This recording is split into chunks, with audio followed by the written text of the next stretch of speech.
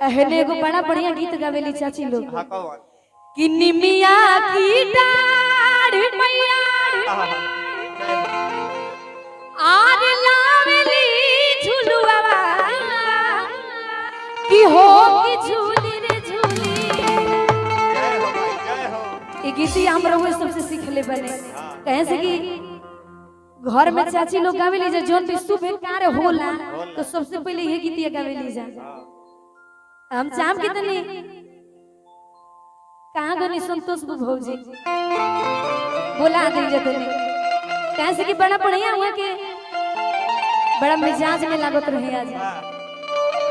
बार बार प्रणाम बाटे गार्जियन के। अब बाकी वही में चले के बाद कि सबका से होई सुकुमार हो हमार मैया सुनारी सबका से होई सुकुमार हो हमार मैया सुनारी सबका से होई सुकुमार हो हमार मैया सुनारी सबका से होई सुकुमार हो हमार मैया सुनारी सबका से होई सुकुमार हो हमार मैया सुनारी सबका से होई सुकुमार हो हमार मैया सुनारी सबका से होई सुकुमार हो हमार मैया सुनारी सबका से होई सुकुमार हो हमार मैया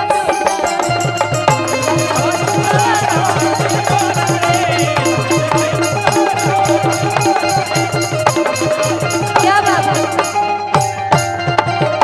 सबका से होई सुकुमार हो हमार मैया सुनारी सबका से होई सुकुमार हो हमार मैया सुनारी सबका से सुकुमार हो हमार मैया सुनारी सबका से होई सुकुमार हो हमार मैया सुनारी सबका से होई सुकुमार हो हमार मैया सुनारी सबका से होई सुकुमार हो हमार मैया सुनारी। प्रेम से बोलिए सच्चे दरबार।